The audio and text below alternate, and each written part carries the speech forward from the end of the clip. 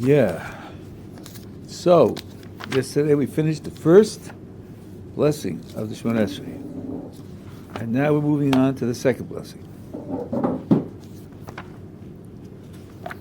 which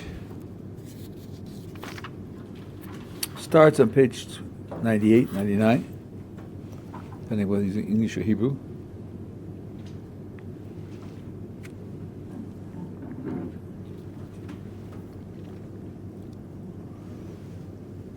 Now,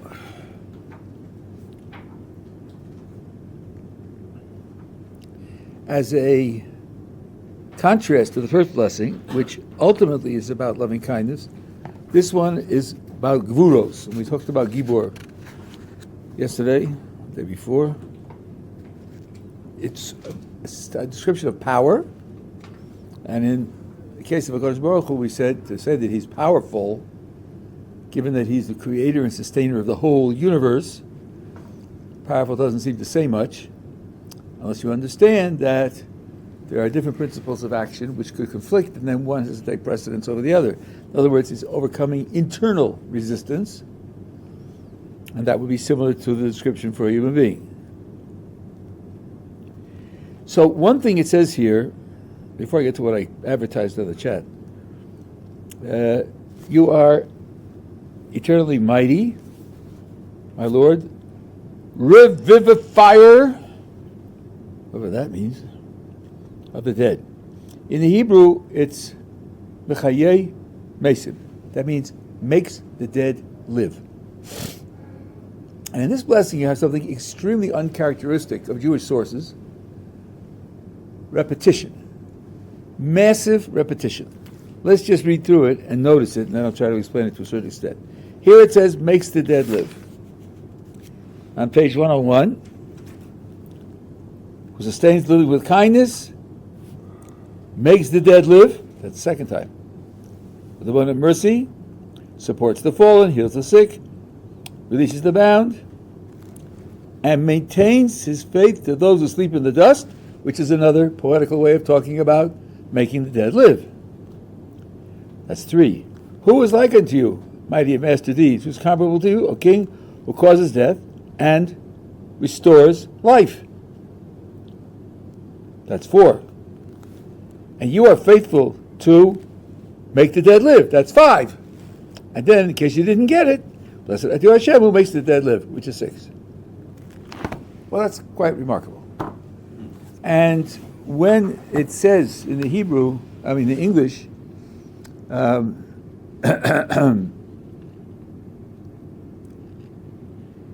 revivify the dead, revivify, that does sound like is making those who are dead live, which is the literal Hebrew. But the Abu Draham has a different explanation. Abu Draham is a very early medieval sefer written wholly on prayer. It's a classic text on prayer. And he says the only place where this talks about the Tchias HaMesim, the resurrection of the dead, is when it says he maintains his faith with those who sleep in the dust. That's literal. All the other cases are when you understand what you are, you're really like a vacuum cleaner that needs to be plugged into the wall. If vacuum cleaner is not plugged into the wall, it doesn't do anything. It's dead. It doesn't move. Because the energy that gives it the ability to move is not connected. We are receiving life continuously.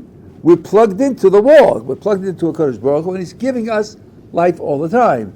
But if you ask where I am, taking me independently on my own, I'm not alive. I'm dead. I'm receiving life, but life isn't mine. So all the different ways, says Yeshivat Ohr Somayach, that HaKadosh Baruch Hu set up the world so that we can live, that's what you're meant to meditate on when you say 5 out of the 6 times, makes the dead live. Think about all the different ways the world is set up so that you're able to live. Here's a very simple example. Ice floats. Why does ice float? Ice is a solid. Don't solids sink in liquids? Well, they ought to. But water has a very peculiar characteristic. It has many, by the way. There's something like 12 different characteristics of water that no one knows how to explain. But one of them is this. You cool water. Well, when you cool something, usually it contracts. Gases contract when you cool them. Cool water and it contracts. Let's say you go from 20 degrees centigrade, 15 degrees, 10 degrees, 5 degrees. It gets smaller and smaller till you get to 4 degrees. 4 degrees, it's its smallest, and when you get colder to 3 degrees, it starts to expand. Gee, it's not supposed to do that. Not supposed to do that. And 2 degrees and 1 degree, which means that if you imagine it's coming winter, and you have a stream that's flowing, very cold air, and the water's cooling off bit by bit. So if you thought that the colder it is, the smaller, more compact it is, then the colder water would go down to the bottom. When you got to freezing point, then the ice would go down to the bottom. Now what would happen if the ice went down to the bottom? Well, then little by little, the whole river would freeze solid. And when it freeze so solid, all the fish would die. And a lot of vegetation would die. But that's what happens. What happens is, when it goes below 4 degrees, 3 degrees, 2 degrees, it goes up, so that the coldest water is on top, not on the bottom. And the coldest water becomes like a barrier against the coldness of the air. So the water below stays a little bit warmer. Not only that, the ice expands, so when you get ice like on a river, I remember ice skating on rivers in New York in the wintertime. It was wonderful. The ice expands so that it pops up a little bit, and there's an air barrier. Because of those two things, the water doesn't freeze, and the fish survive, and plants survive, and we all, when you're not living by the seashore, everyone depends upon water having that property. Didn't have that property, you wouldn't be able to live. That's one of the ways that Kodesh Baruch Hu set up the world so that life can be sustained, including our lives. Rav Dester pointed out something else. He's a Musar advocate, so this is going to have a moral implication. Dester says, the more you need something, the more of it there is. And always, there's much more than you need. Let's see. What do you need more, food or air? Gosh, without air, you're gone in 4 minutes. Right? Well, what is there more of, food or air? Lots more air, right? You got the whole atmosphere. Far, far and away more than you'll ever be able to use. All we'll ever be able to use. And water and food, what is there more of? It's much more water, especially if you use salt water. Today you can convert it into fresh water. But things grow in the salt water also. Animals, plants, and you eat them. Space. Don't tell me that the world is overcrowded. That's dumb. There are vast forests and vast deserts, and the deserts can be turned into blooming paradises. All you need to do is ship in water. There are vast tracts of land that are totally unpopulated. Don't tell me there's not enough food. That's, again, stupid. We pay farmers in America not to plant because we want to keep the prices up. And we could export agricultural innovations to the rest of the world. It's hoarded for economic reasons, because Baruch Hu provides more than enough of everything. And the Musa lesson says is this: if you don't have something, it's not because God ran out of supplies. No, it's because He's decided that you shouldn't have it. And that makes you more conscious of God's providence. So there are many ways in which HaKadosh Baruch Hu set it up that we would be able to survive, and all of those are included in the idea of Chayei Mesim. Now, this business about water, something that was only discovered when chemistry was perfected. You can discover these things all the time. There are new things to discover all the time, and that gives you an unending appreciation of how it is that Baruch Hu set up the world. Now, on page 101, there are 3 examples of loving kindness. Supports the fallen, heals the sick, and releases the bound. That's very important. People are falling or have fallen already and get support, or people who are sick and are healed, recover, or people who are locked up or in prisons in one way or another and are freed. That's a great benefit for them. But the thoughtful reader asks himself, why did they fall in the first place? And why were they sick in the first place? And why were they locked up in the first place? And if I'm going to describe HaKadosh Baruch Hu as treating us with loving kindness by relieving us of those circumstances, why then do we have to go through those circumstances altogether? Why doesn't He prevent us from falling? Or prevent us from getting sick? Or prevent us from being locked up? Here you have questions. And this is not the kind of thing that in the first blessing we're talking about. We talked about good loving kindnesses or beneficial loving kindnesses. There you saw the kindness on the surface. Here it is a kindness, but it provokes questions as to what is the purpose of the danger or suffering that I'm being saved from. So here there's a hiddenness in the package that needs to be explored.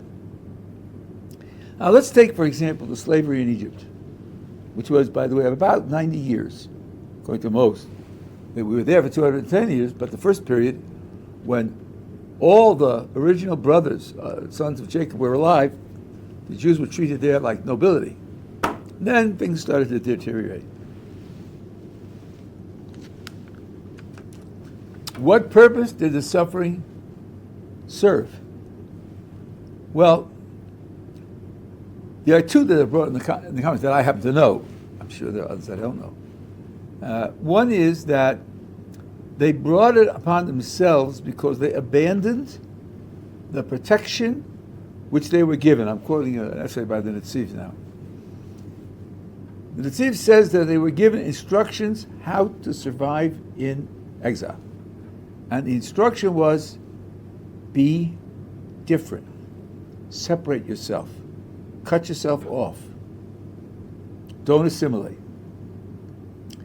What did Joseph do when they came down originally? He put them in Goshen.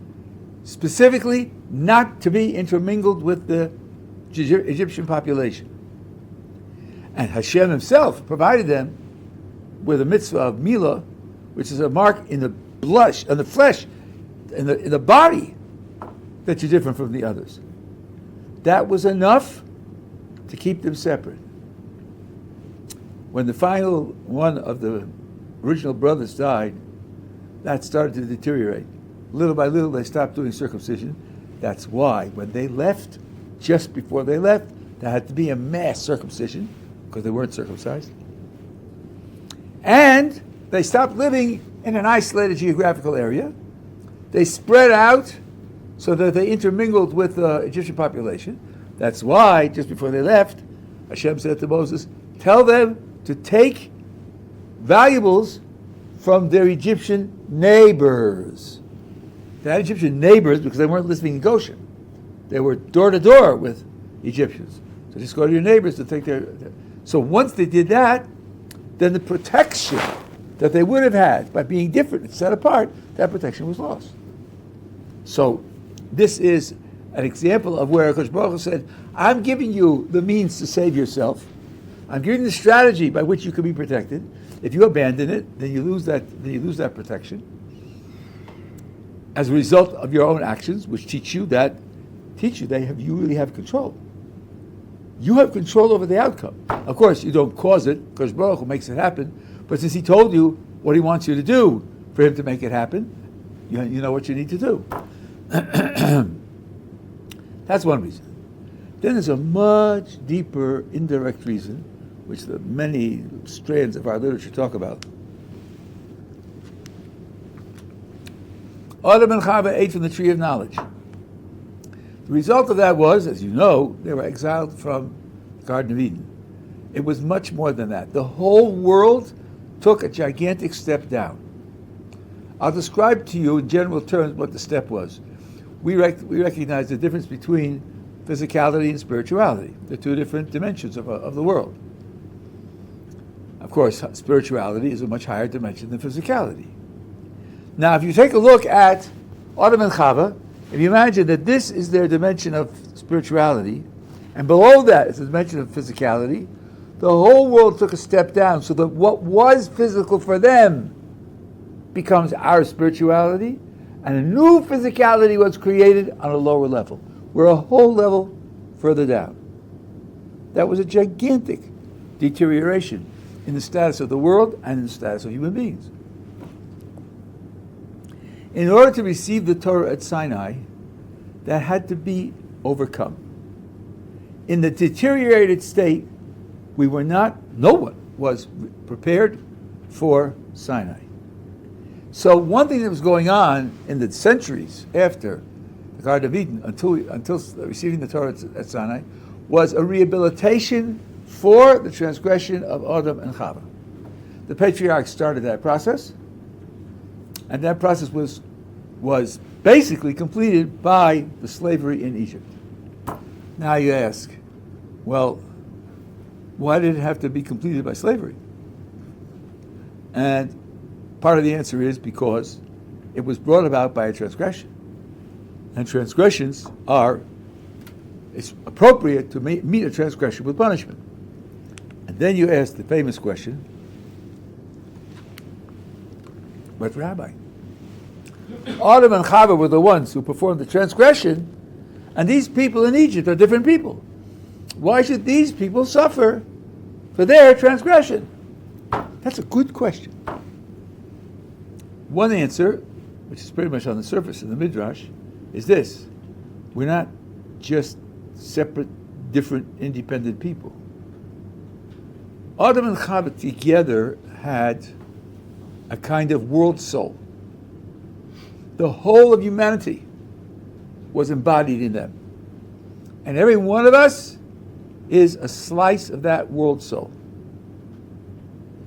What was supposed to have been accomplished by that world souls standing the test and succeeding is now accomplished by slices, many millions of slices, each in its own context, each taking a small part of the accomplishment, taking responsibility for a particular element of the accomplishment, but it's the same materials.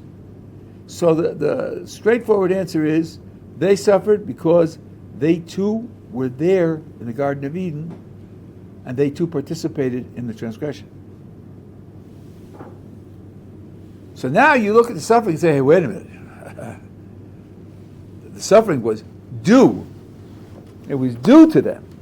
Number one, for their own transgression, of not remaining with the strategy to survive in exile. And number two, to play the role of creating the generation that could stand at Sinai, which needed to be done because of their participation in the original transgression also. So when you see that, you think, I thought it looked random. I thought it looked unjustified. I thought it was something which couldn't be understood. Made a mistake. It can be understood. And it can be justified. That second thought, that second look, that second interpretation is extremely important. First of all, you learn, don't give in to first impressions. I've been here a long time, and from time to time, I've had students tell me, well, the Torah says, if you're thinking about a problem or a question, the first answer that you take, the first thing that occurs to you, that's a message from God that that's right. Gee, I don't think so.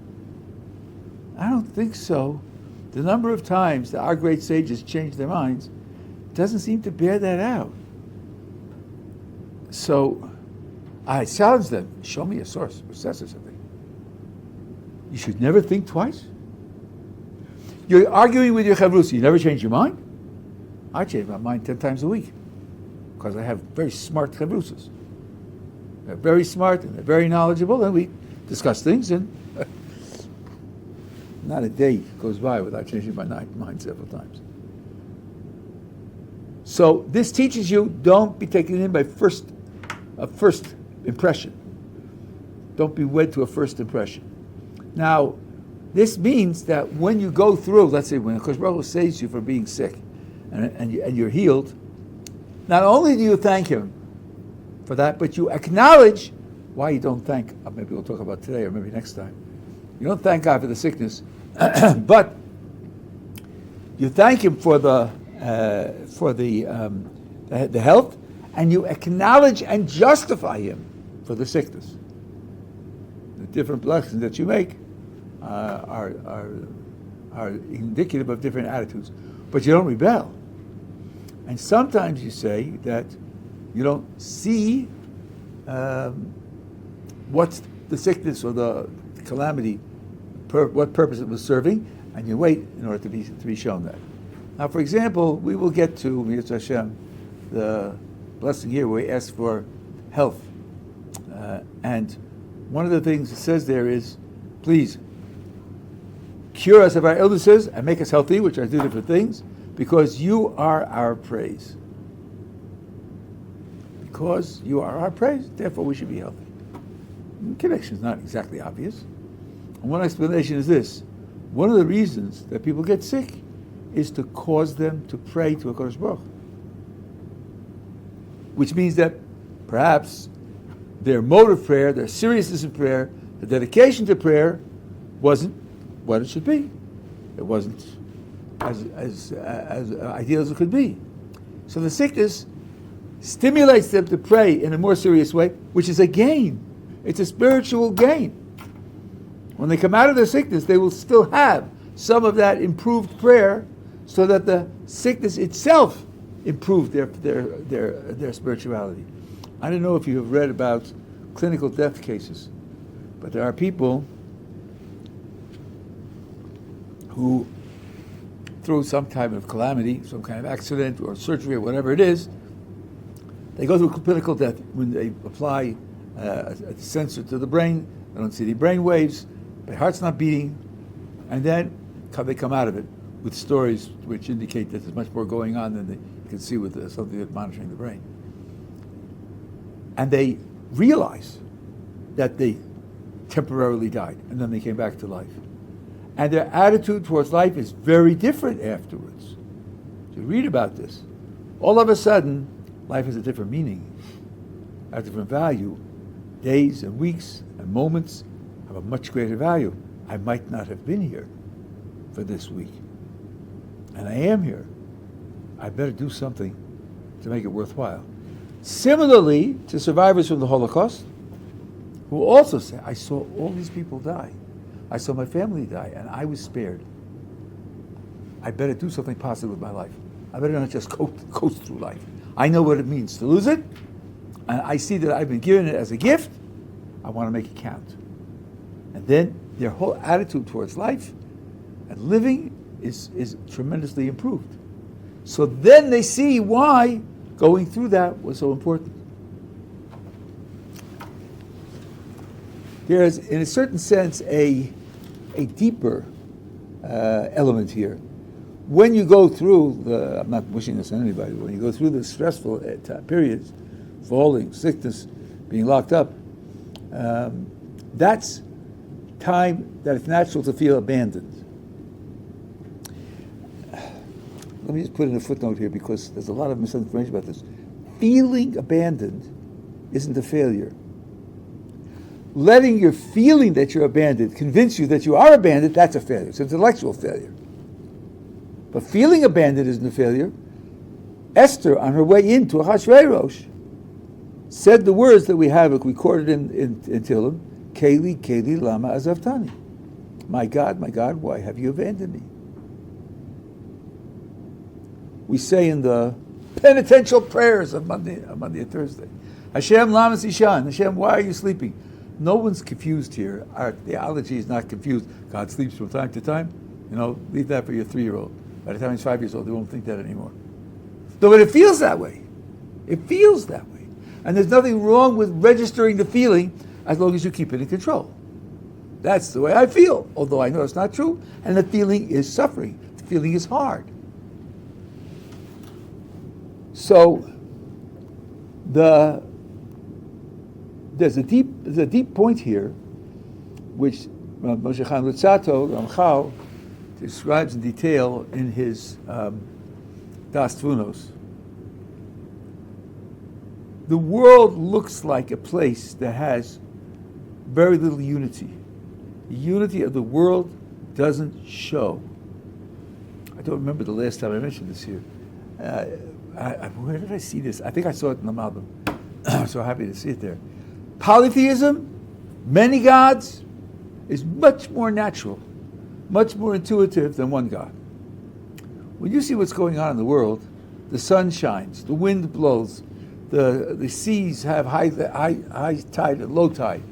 If you live in the right atmosphere, so in the springtime things grow, in the fall they die, in the winter the trees have no leaves, things are changing. Would you think that the power that makes the sun shine also is the power that makes the wind blow? Do they look similar at all?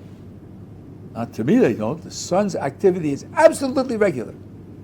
You can predict where it's going to be each day of the year. You know the ranges of temperatures. You know basically what it does. And the wind is very variable. From minute to minute, no one can predict which way it's going to blow. Why would you think there's one power behind both of them? And grass growing in one time of the year and dying the rest of the time of the year? That doesn't look like the wind. The idea that there's separate powers, separate agencies, each one in charge of these different features of the world, is a much more natural idea than that there's one power behind it all. That's why polytheism is a much more natural idea. The idea that it's unified is something which only became thinkable by the rise of modern science, and the people who produced the rise of modern science were all religious believers. Almost all of them were Christians. When you have a belief in one God, wherever that belief comes from, when you have a belief in one God who's running the whole show, then you look for hidden unities. You look for hidden strands that interact with one another. So the Ramchal says the one theme, in a certain sense, the major theme of what's going on is called Gilui HaYichud, revealing the unity which isn't obvious. Revealing the unity that isn't obvious. It looks like there are many different forces, many different agencies that are running the world, and one of our challenges is to see the unity in them, either by our own analysis or the Torah teaches us how they work. And he says that this unity works in two ways. One is, even at one moment, you see so many different things in the world, and the other is looking at history. The Torah tells us that history is moving towards a certain goal. You look at the centuries of history about mankind, it doesn't look like steady progress towards that goal. Sometimes it looks like it's drifting, and sometimes it looks like going backwards. And it's not true. It's all progressing towards that goal. When you say the Shema and you say Hashem Echad, one thing you should do is think, wow, it looks like lots and lots, but that's a mistake. It's not lots and lots, it's really one.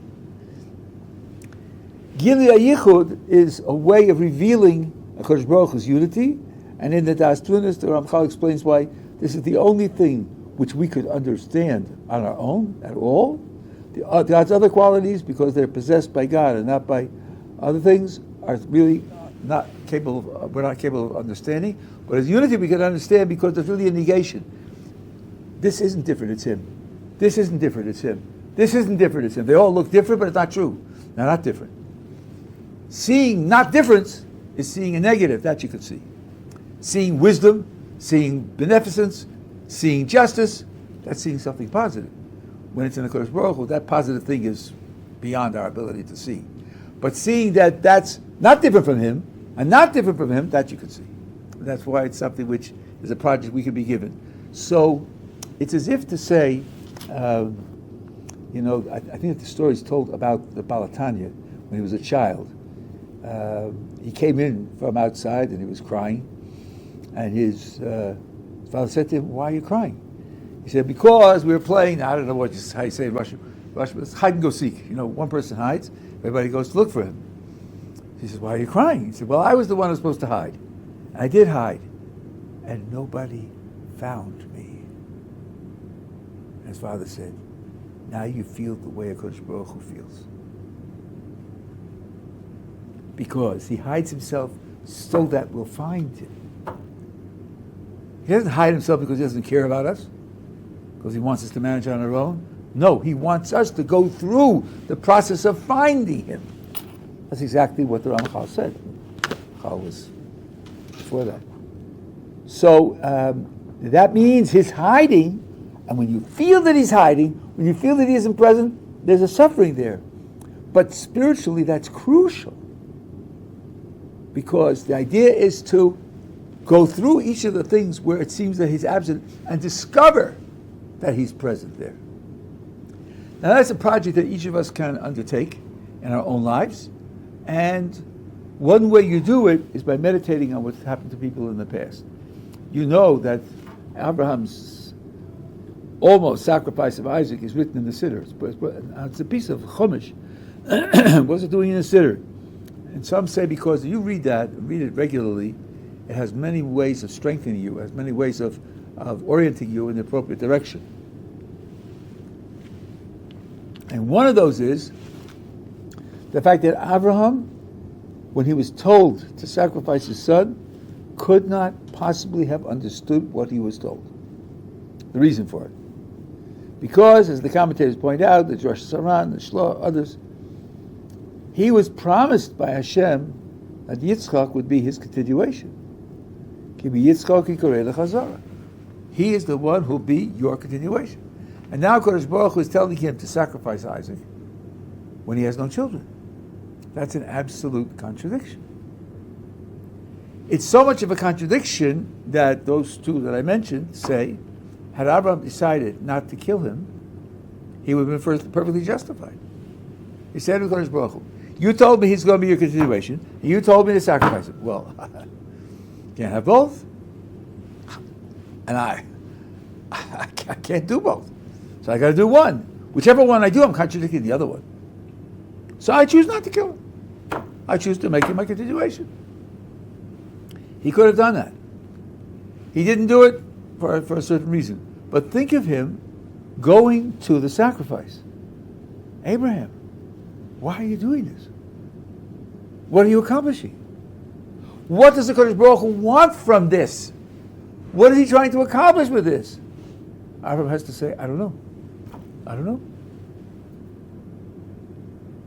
I know that when I do this, I'm doing what he wants. Sort of. But why? No clue. Because whatever I'm going to say, the other half contradicts it. So I'm going without understanding. And that was crucial because everything else that Abraham did, he did understand. And he could have been subject to the critique, well, Abraham, you are a noble person. You're a high-minded person. You have very high values. And you're willing to sacrifice for your values. Welcome to the club. You're not unique in that regard. Mankind has had people also with high values and also willing to sacrifice for them. Okay, maybe yours are quantitatively somewhat superior, but you're not a unique species. You're just one of many who have the idealism to sacrifice for their values. Here, Kodesh Baruch Hu put him through a test which he couldn't understand. It couldn't be his values. There are no values there that Abraham can understand at all. This means it was just because it's coming from the Creator, and I have to do it without understanding anything. And that's why Chazal say, Kodesh Baruch Hu said to Abraham, stand for me in this test, so that people won't say the first 9 weren't really tests. How does this test help rehabilitate the other 9? Maybe it's harder than the other ones, yes. Maybe you would deserve more credit for this one than the other ones, yes. But that wasn't what Chazal said. Chazal said, people will misunderstand the other 9 and downgrade them. And now that you stood for me in the 10th, they'll go back and re-understand and see that they shouldn't downgrade the first 9. What is that? And the answer is, because they'll say the first 9 you understood, you had those values, your noble personality, and you were willing to sacrifice for your values. Welcome to the club. But now that they see that Abraham can do without understanding, without his values involved at all, then that's a wrong description of his character, to say that he's just high-minded and committed to his values. And then you go back and say, the first 9 weren't just acting out his values, because you see he wasn't that kind of person. He wasn't relying on his values. So it helps rehabilitate the others. This means that there's an aspect of being able to live the way HaKadosh Baruch Hu wants it to live without understanding. Now, if you're an intellectual person, and the Torah wants you to be intellectual, wants everybody to be intellectual, and you want to understand, you want to have a grasp of what you're doing, and you have to know that ultimately there'll be times when you have to live without it, you lose a certain connection with the Kodesh Baruch Hu when you do that. Maybe you create another one, but you lose a certain connection. And the symptom of losing the connection is that Abraham's characteristic and his relationship with God was love. Zera Abraham Ohavi, the children of Abraham who loves me. At the end of the Akedah, what does it say? Ati atati ki yirei Elokim ata. Now I know that you stand in awe of me. He couldn't do that out of love. He had to do it out of a different characteristic. That love is always an identification. You can't love something you don't know. You can't love an X, a mystery. You can only love something that you know, that you can identify with. You say, yes, that and I share this common ground. Here, that was cut away. And that's an important part of your spirituality. So feeling disconnected is part of developing your spirituality. It has that positive, even though it's painful. It's definitely painful. When Esther Amalka said, Keli, Keli, lama zaftani, when she said, why have you abandoned me? That feeling of abandonment was crucial for her to be who she needs to be. But at the moment, it feels like agony. So these are things where, like this is the second bracha in the Shemona Esrei, Somech Nofi, Rofei Cholim, Matir Asurim, these positions of falling, or being sick, or being imprisoned, which then you're saved from, the positions of suffering themselves are contributions to your spirituality. But that's not obvious. That's not obvious. Sometimes it takes time or perspective to be able to see that. That's the difference between these loving kindnesses and loving kindnesses in the first blessing. The ones in the first blessing are chasadim tovim. They show their goodness. Obviously, you observe their goodness when they happen. The second ones are not like that. They need time, they need depth, they need analysis to be able to appreciate why they also are loving kindnesses. That's one way to describe the difference between the first blessing and the second blessing.